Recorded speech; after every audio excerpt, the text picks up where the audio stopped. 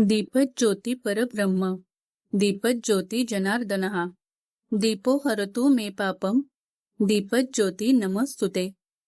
हा मंत्र आपण अनेकदा ऐकतो. देवासमोर दिवा लावताना, आरती करताना किंवा एखाद्या शुभ कार्याची सुरुवात करताना.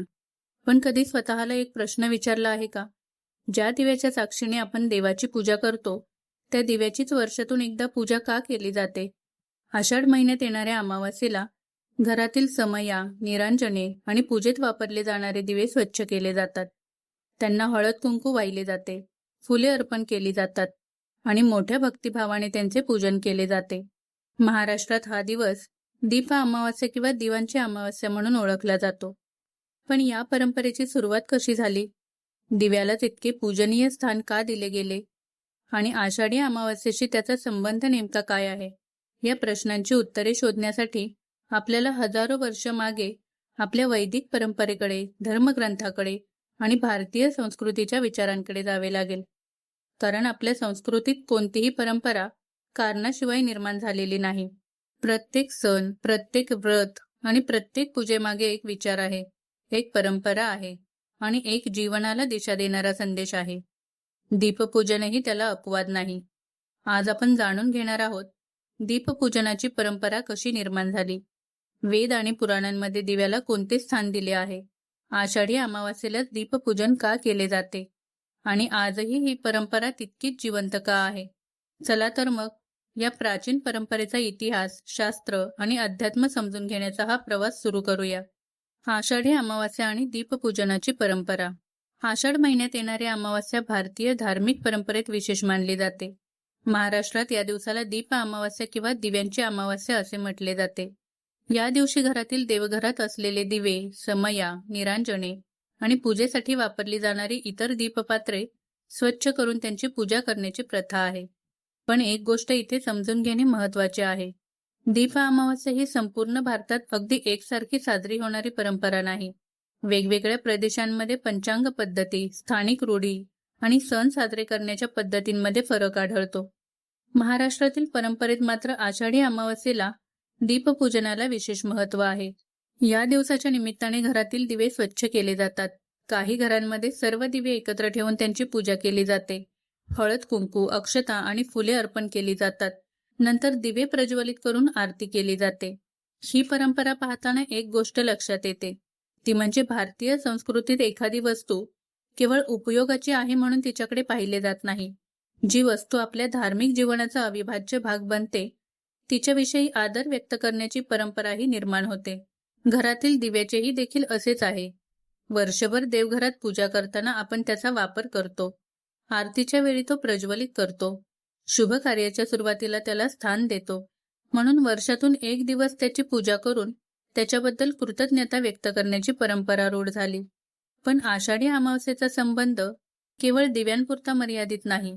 ही तिथी आषाढ महिन्याच्या संदर्भात येते आणि त्यानंतरच्या श्रावण महिन्याच्या धार्मिक वातावरणाशीही जोडलेली आहे. महाराष्ट्रात श्रावण महिन्याला विशेष धार्मिक महत्त्व आहे. भगवान शिवाची उपासना, विविध व्रते, सोमवारचे उपवास, नागपंचमी, मंगळागौर आणि इतर अनेक धार्मिक परंपरांनी हा काळ समृद्ध झालेला आहे. त्यामुळे आषाढी अमावास्येला घरातील देवघर, पूजेची साधने आणि दिवे स्वच्छ करण्याची परंपरा ही पुढील धार्मिक कालखंडाच्या स्वागताशीही जोडलेली दिसते. आणि इथेच दीपपूजनाचा एक सुंदर पैलू समोर येतो. आपण दिव्याची पूजा करण्यापूर्वी तो स्वच्छ करतो. म्हणजेच पूजेची सुरुवात बाहेरच्या स्वच्छतेपासून होते. दिवा स्वच्छ झाला की त्यात नवीन वात ठेवली जाते, तेल किंवा तूप भरले जाते आणि मग त्याला प्रज्वलित केले जाते. ही संपूर्ण प्रक्रिया अत्यंत साधी आहे, पण तिच्या मागे आपल्या पूर्वजांनी एक सुंदर धार्मिक अशी शिस्त निर्माण केली आहे. पूजेचे साधनही शुद्ध आणि स्वच्छ असावे. आता प्रश्न असा आहे की दिव्याला स्वच्छ करून त्याची पूजा करण्याची ही प्रथा तर समजली, पण दिव्यालाच इतके धार्मिक महत्त्व मिळाले तरी कसे? देवपूजेत दिवा नेहमी का असतो? याचे उत्तर केवळ आषाढी अमावास्येच्या परंपरेत नाही. त्यासाठी आपल्याला आणखी मागे जावे लागेल, ते म्हणजे वैदिक काळात. वेदांमध्ये अग्नीला इतके महत्त्व का दिले गेले? अग्नी मिळे पुरोहितम यज्ञस्य देवमृत्विजम होतारम रत्नधातमम. ऋग्वेदाचा पहिलाच मंत्र अग्नीला उद्देशून आहे. ही गोष्ट साधी वाटू शकते, पण यामागे वैदिक परंपरेचा अत्यंत महत्त्वाचा विचार आहे. वैदिक काळातील धार्मिक जीवनात यज्ञाला विशेष स्थान होते. यज्ञामध्ये अग्नी हा केवळ जाळण्यासाठी वापरला जाणारा घटक नव्हता, तो यज्ञाचा केंद्रबिंदू होता. यज्ञामध्ये अर्पण केलेले तूप, धान्य, औषधी वनस्पती किंवा इतर हविद्रव्य अग्नीमध्ये अर्पण केले जात आणि या अर्पणाला देवतांपर्यंत पोहोचवणारे माध्यम म्हणून अग्नीची कल्पना केली गेली. म्हणूनच ऋग्वेदात अग्नीला पुरोहित, ऋत्विज आणि होता अशा शब्दांनी संबोधले आहे. या शब्दांमधून अग्नीची वैदिक धार्मिक भूमिका स्पष्ट होते. अग्नीला देवतांशी मानवाचा संबंध जोडणारा दूत मानले गेले. म्हणूनच वैदिक यज्ञामध्ये अग्नी प्रज्वलित करणे ही केवळ सुरुवातीची कृती नव्हती. अग्नीच्या उपस्थितीतच संपूर्ण यज्ञकर्माला धार्मिक अर्थ प्राप्त होत असे. आता इथे एक महत्त्वाचा फरक समजून घ्यायला हवा. वैदिक अग्नी आणि घरातील साधा दिवा हे अगदी एकच नाहीत. यज्ञातील अग्नीचा उपयोग वेगळा आहे आणि घरातील दिव्याचा उपयोग वेगळा आहे. पण दोन्हींच्या मागे असलेले अग्नितत्व भारतीय धार्मिक परंपरेत अत्यंत महत्त्वाचे राहिले. याच व्यापक अग्निपरंपरेमुळे पुढे गृहपूजा, मंदिरातील आरती आणि दीपप्रज्वलन यांना धार्मिक जीवनात विशेष स्थान मिळाले. आरतीच्या वेळी फिरवला जाणारा दिवा असो, देवघरातील नंदादीप असो किंवा मंदिरातील अखंड तेवणारी ज्योत असो, या सर्व ठिकाणी अग्नी किंवा दिवा हा पूजेचा महत्त्वाचा घटक बनला. याच संदर्भात आणखी एक गोष्ट लक्षात घेण्यासारखी आहे. वैदिक संस्कृतीत अग्नीचा संबंध केवळ यज्ञाशी नव्हता. गृहस्थाश्रमातील अग्नी देखील अत्यंत महत्त्वाचा मानला जात असे. प्राचीन भारतीय गृहजीवनात अग्नी हा घरातील धार्मिक जीवनाचा केंद्रबिंदू होता. विवाह संस्कारात अग्नीची साक्ष घेतली जाते. यज्ञात अग्नीसमोर आहुती दिली जाते. अनेक संस्कारांमध्ये अग्नीची उपस्थिती असते. म्हणजेच अग्नी हा भारतीय धार्मिक जीवनाच्या अनेक महत्त्वाच्या प्रसंगाचा साक्षीदार बनला. आणि म्हणूनच दिवा प्रज्वलित करण्याची परंपरा समजून घेताना त्याला केवळ आजच्या देवघराच्या चौकटीत पाहणे पुरेसे नाही. त्यामागे अग्निविषयीची एक अतिशय प्राचीन धार्मिक दृष्टी आहे. पण इथे आणखी एक रंजक प्रश्न निर्माण होतो, तो असा की यज्ञातील अग्नी आणि देवघरातील एका छोट्याशा दीपज्योतीमध्ये असा कोणता संबंध आहे ज्यामुळे एका साध्या दिव्यालाही पूजेमध्ये इतके महत्त्व मिळाले? देवघरात ठेवलेला दिवा पाहिला की आपल्याला 4 गोष्टी सहज दिसतात: दिव्याचे पात्र, वात, तेल किंवा तूप आणि त्यातून प्रज्वलित होणारी ज्योत. ह्या 4ही गोष्टी एकत्र आल्या की दिवा तेवतो. पण धार्मिक परंपरेत या घटकांकडे केवळ उपयोगाच्या वस्तू म्हणून पाहिले गेले नाही. तर आता सर्वप्रथम पाहूया दिव्याचे पात्र. पूर्वी घरांमध्ये मातीचे दिवे मोठ्या प्रमाणावर वापरले जात. नंतर पितळ, तांबे, चांदी यांसारख्या धातूंच्या समया आणि निरांजनेही प्रचलित झाली. दिव्याचे पात्र म्हणजे ज्यामध्ये तेल किंवा तूप साठते आणि वात स्थिर राहते. त्यामुळे त्याचे पहिले महत्त्व अगदी व्यवहार्य आहे. ते ज्योतीला आधार देते. पात्र नसेल तर तेल राहणार नाही, तेल नसेल तर वात तेवणार नाही आणि वात नसेल तर ज्योत प्रकट होणार नाही. म्हणजे दिवा आपल्याला एक साधी पण महत्त्वाची गोष्ट दाखवतो. एकट्या कोणत्याही एका घटकामुळे प्रकाश निर्माण होत नाही. अनेक घटक एकत्र आले की ज्योत प्रकट होते. आता येते वात. वात ही तेल किंवा तूप स्वतः जाळत नाही. ती ते इंधन शोषून घेते आणि ज्योतीपर्यंत पोहोचवते. यामुळे दिव्याच्या रचनेत वातीची भूमिका अत्यंत महत्त्वाची आहे. वातीचा आकार, तिची जाडी आणि ती किती व्यवस्थित ठेवली आहे यावर ज्योत कशी जळेल याचाही परिणाम होतो. म्हणून दीपपूजनाच्या वेळी नवीन स्वच्छ वात वापरण्याची प्रथा आहे. आता पाहूया तेल किंवा तूप. हे ज्योतीचे इंधन आहे. ते संपले की ज्योत हळूहळू लहान होते आणि शेवटी शांत होते. यामुळेच पारंपरिक पूजेमध्ये दिव्यात पुरेसे तेल किंवा तूप ठेवण्याकडे लक्ष दिले जाते. आणि मग येते सर्वात आकर्षक गोष्ट, ती म्हणजे ज्योत. वात किंवा इंधन एकत्र आले की ज्योत प्रकट होते. ती स्वतः स्थिर दिसत असली तरी प्रत्यक्षात सतत हालचालीत असते. वाऱ्याच्या अगदी छोट्याशा झुळकीनेही तिचा आकार बदलतो. तरीही ती पुन्हा स्वतःला सावरते आणि तेवत राहते. याच दृश्यातून भारतीय तत्वज्ञानाने मानवी जीवनाशी अनेक प्रतिकात्मक अर्थ जोडले आहेत. दिव्याचे पात्र शरीराशी, वात मनाशी, इंधन आपल्या अंतर्गत शक्तीशी आणि ज्योत चेतनेशी जोडून पाहण्याची परंपरा पुढे विकसित झाली. याचा अर्थ असा नाही की प्रत्येक धर्मग्रंथात या 4ही घटकांसाठी एकच ठराविक अर्थ सांगितला आहे. वेगवेगळ्या परंपरांमध्ये त्यांची मांडणी वेगवेगळी आढळते. आता पाहूया आषाढी अमावास्येला दीपपूजन कसे करावे. आषाढी अमावास्येच्या दिवशी दीपपूजन करताना सर्वप्रथम घर आणि देवघर स्वच्छ केले जाते. यानंतर घरातील दिवे, समया, निरांजने आणि पूजेसाठी वापरली जाणारी दीपपात्रे स्वच्छ करून घेतली जातात. दिवे स्वच्छ करताना त्यांच्यामध्ये साचलेली जुनी काजळी किंवा तेलाचे अवशेष काढून टाकावेत. स्वच्छ केलेले दिवे पुसून कोरडे करावेत.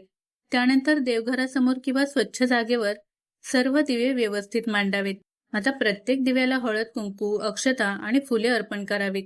काही घरांमध्ये दिव्यांना छोट्या फुलांच्या माळा किंवा गंधही लावला जातो. यानंतर दिव्यामध्ये स्वच्छ वात ठेवावी. वात ठेवताना ती तेल किंवा तुपामध्ये व्यवस्थित भिजलेली आहे याची काळजी घ्यावी. त्यानंतर आपल्या घराच्या परंपरेनुसार तेल किंवा तूप दिव्यामध्ये घालावे. आता तुपाचा दिवा लावायचा की तेलाचा, यासाठी सर्व घरांना लागू होईल असा एकच नियम सांगता येत नाही.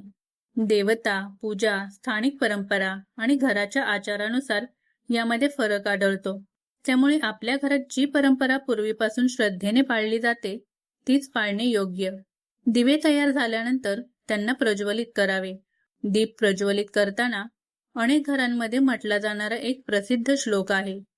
शुभं करोति कल्याणं आरोग्यं धनसंपदा शत्रुबुद्धी विनाशाय दीपज्योती नमोस्तुते. यानंतर घरातील देवतांची पूजा करून आरती करावी. काही कुटुंबांमध्ये या दिवशी सर्व दिवे एकाच वेळी प्रज्वलित करण्याची परंपरा आहे. तर काही ठिकाणी घरातील नेहमीचे दिवे आणि विशेष पूजेसाठी ठेवलेले दिवे वेगळे ठेवले जातात. इथे एक गोष्ट लक्षात ठेवण्यासारखी आहे. दीपपूजनासाठी एखादा ठराविक प्रकारचा दिवा असावा असा सर्वमान्य नियम नाही. मातीचा दिवा असो किंवा पितळी समई असो किंवा घरात परंपरेने वापरली जाणारी निरांजन असो, स्वच्छता आणि श्रद्धेने केलेले पूजन हेच महत्वाचे असते. आषाढी अमावास्येचे दीपपूजन अशा प्रकारे साधेपणाने आणि भक्तिभावाने करता येते. दीपपूजनाची परंपरा समजून घेतल्यानंतर आपण दीपदानाकडे वळूया. आपल्या धार्मिक परंपरेत दान म्हणजे केवळ एखादी वस्तू दुसऱ्याला देणे नाही. आपल्याकडे अन्नदान आहे, जलदान आहे, वस्त्रदान आहे आणि त्याचबरोबर दीपदानाचीही परंपरा आहे. विशेषतः मंदिरे, तीर्थक्षेत्रे आणि धार्मिक स्थळी दिवा अर्पण करण्याची प्रथा अनेक शतकांपासून आढळते. यामागे एक साधा विचार आहे. आपल्याकडे असलेली एखादी चांगली गोष्ट इतरांपर्यंत पोहोचवणे. दिवा स्वतः तेवत राहतो आणि त्याचा प्रकाश आसपास पसरतो. म्हणून दीपदानाला केवळ एका दिव्याचे दान न मानता प्रकाश अर्पण करण्याचे प्रतीक मानले गेले. याच संदर्भात पुराण कथांमध्ये दीपदानाचे महत्त्व सांगणाऱ्या अनेक कथा आढळतात. त्यापैकीच एक कथा अत्यंत प्रसिद्ध आहे. ती अशी की एकदा एका मंदिरात रात्री भगवान विष्णूंसमोर दीप तेवत होता. रात्र वाढत गेली आणि दिव्यातील तेल जवळजवळ संपत आले. तेवढ्यात एक छोटासा उंदीर त्या दिव्याजवळ आला. तेलाचा वास घेताना त्याचा धक्का दिव्याला लागला. दिवा हलला आणि वात पुन्हा तेलाला लागली आणि ज्योत थोडी अधिक तेजाने प्रज्वलित झाली. या घटनेला त्या प्राण्याचा जाणीवपूर्वक केलेला धार्मिक विधी म्हणता येणार नाही, पण पुराण परंपरेतील या कथेमधून एक वेगळाच विचार मांडला जातो. ईश्वरासमोर घडणाऱ्या छोट्याशा सत्कर्मालाही भक्तीच्या भावनेत विशेष स्थान मिळू शकते. अशा कथांचा उद्देश केवळ चमत्कार सांगणे नसतो, तर त्यातून भक्ती, सत्कर्म आणि देवाप्रती आदर या भावनांना महत्त्व दिले जाते. आणि म्हणूनच दीपदान करताना सर्वात महत्त्वाची गोष्ट म्हणजे दिव्याची किंमत नसते. 1 रुपयाचा मातीचा दिवा असो किंवा मौल्यवान धातूची समई असो, पूजेचा अर्थ त्याच्या किमतीत नसतो, तर तो आपल्या भावनेत असतो. आजच्या काळात या परंपरेकडे पाहताना आणखी एक सुंदर गोष्ट लक्षात येते. ती अशी की आपल्या घरात विजेचे दिवे आहेत, रस्त्यांवर दिवे आहेत, मोबाईलच्या प्रकाशापासून मोठमोठ्या शहरांच्या रोषणाईपर्यंत प्रकाशाची कमतरता नाही. तरी सुद्धा आपण देवासमोर एक छोटासा पारंपरिक दिवा लावतो. का? कारण हा दिवा आपल्याला थांबण्याची एक संधी देतो, काही क्षण शांत बसण्याची, देवाचे स्मरण करण्याची आणि स्वतःकडे पाहण्याची. आज दिवा लावण्यासाठी आपल्याला तेल, वात आणि पात्राची गरज असते, पण जीवनातही काही गोष्टी सतत जपाव्या लागतात. ज्याप्रमाणे दिव्यातील तेल संपले तर ज्योत शांत होते, त्याचप्रमाणे माणसाच्या जीवनात श्रद्धा, संयम, सद्भावना आणि प्रयत्न कमी झाले तर त्याची अंतर्गत ऊर्जा देखील कमी होऊ शकते. म्हणून दीपपूजनाचा सर्वात सुंदर अर्थ कदाचित हाच असेल. दिवा देवासमोर लावायचा आहेच, पण त्याचबरोबर आपल्या मनातील चांगुलपणाची ज्योतही तेवत ठेवायची आहे. आषाढी अमावस्येला आपण दिवे स्वच्छ करतो, त्यांना सजवतो, पूजा करतो आणि पुन्हा प्रज्वलित करतो. या छोट्याशा कृतीतून एक मोठी गोष्ट शिकता येते. ज्या वस्तूला आपण रोज वापरतो तिचेही महत्त्व विसरू नये. आपल्या परंपरांचा अर्थ समजून घ्यावा आणि केवळ विधी म्हणून नाही तर त्यामागचा विचार समजून श्रद्धेने आचरण करावे. म्हणून पुढच्या वेळी आषाढी अमावस्येला तुम्ही घरातील दिवा हातात घ्याल तेव्हा काही क्षण त्या ज्योतीकडे नक्की पहा. तो दिवा छोटा असेल, पण त्याच्या मागची परंपरा खूप मोठी आहे. वेदांमधील अग्नीपासून देवघरातील दीपापर्यंत, यज्ञातील ज्योतीपासून आजच्या आपल्या छोट्याशा देवघरातील दिव्यापर्यंत ही परंपरा अनेक पिढ्यातून पुढे आली आहे. आणि कदाचित म्हणूनच दिवा आपण देवासाठी लावतो, पण त्याचा प्रकाश आपल्या जीवनालाही स्पर्श करून जातो. याच भावनेने आषाढी अमावास्येच्या या पवित्र दिवशी आपण आपल्या घरातील दिव्यांचे पूजन करूया आणि आपल्या संस्कृतीने जपलेली ही सुंदर परंपरा पुढच्या पिढीपर्यंत पोहोचवूया. तर मंडळी, जर आजच्या या व्हिडिओमधून तुम्हाला दीपपूजनाबद्दल काही नवीन माहिती मिळाली असेल तर हा व्हिडिओ लाईक नक्की करा. ही माहिती आपल्या कुटुंबातील, मित्रपरिवारातील आणि आपल्या संस्कृतीविषयी जाणून घेण्याची इच्छा असलेल्या प्रत्येक व्यक्तीपर्यंत पोहोचावी असे वाटत असेल तर हा व्हिडिओ नक्की शेअर करा. आणि तुम्ही आषाढी अमावस्येला तुमच्या घरी दीपपूजन कसे करता, तुमच्या घरात याबाबत कोणती परंपरा आहे, हे कमेंटमध्ये नक्की सांगा. तुमच्या अनुभवातून इतरांनाही आपल्या वेगवेगळ्या परंपरा जाणून घेता येतील. अशाच आपल्या संस्कृती, परंपरा आणि धार्मिक विषयांवरील माहितीपूर्ण व्हिडिओसाठी अविरत प्रवाह चॅनेलला सबस्क्राईब करा आणि पुढील व्हिडिओची माहिती मिळण्यासाठी बेल आयकॉन दाबायला विसरू नका. आपला हा सांस्कृतिक प्रवाह असाच अविरत सुरू राहू दे. तर पुन्हा भेटूया पुढील व्हिडिओमध्ये. धन्यवाद.